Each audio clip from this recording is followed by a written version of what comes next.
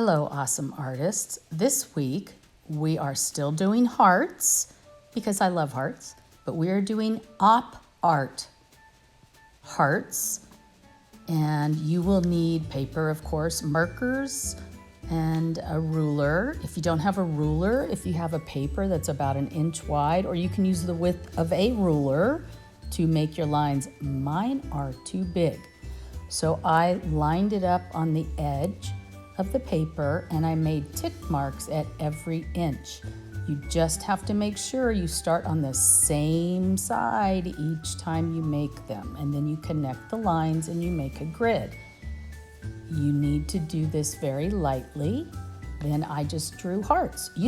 I drew 4 hearts, but you could draw 1 big heart and do the same thing if you think that's easier.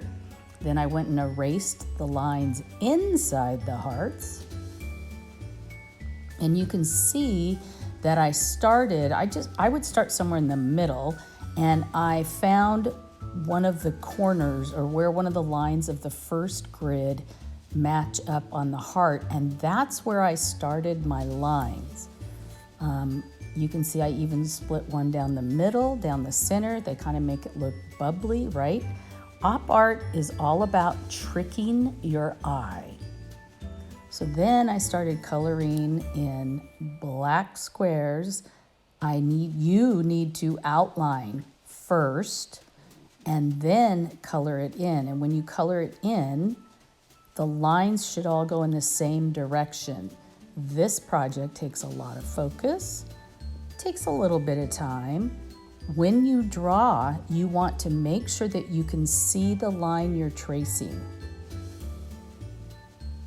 That way you don't go out of the line. You don't know where you're going if you can't see the line. So use that line. See how much I rotate my paper. I'm constantly turning the paper so that I can see. So my hand is on the other side of my vision point to the lines, so that I don't make any big snafus. I'm using black and white on the back. That works good because it pops off the shapes.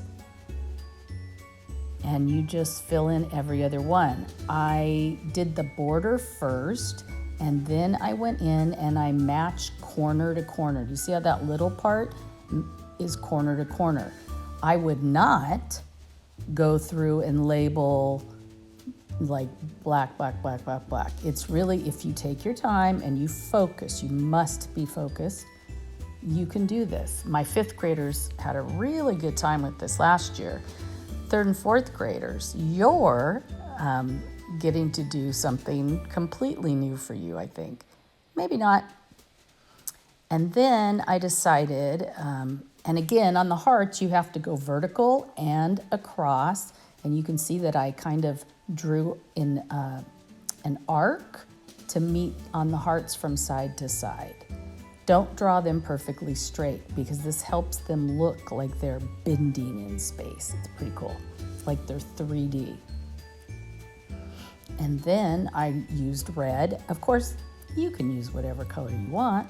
And I colored in again every other one. I would start in a nice clean area and then go from corner to corner. Match up the corners to match up the colors. If you want, you could do 2 different colors on the heart. That would be perfectly fine. And it would look great if you did that. But you do not have to do that. And again, you outline everything first, and then your marks go in the same direction within the square.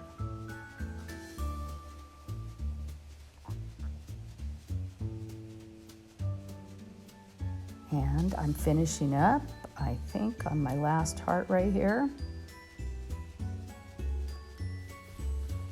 I really like these. They're fun to do. In fact, I don't think I've ever made one till last year when I did it with my 5th graders. And you know what? You can do any shape. We did circles last year. If you're not into the hearts, you can just do it with circles.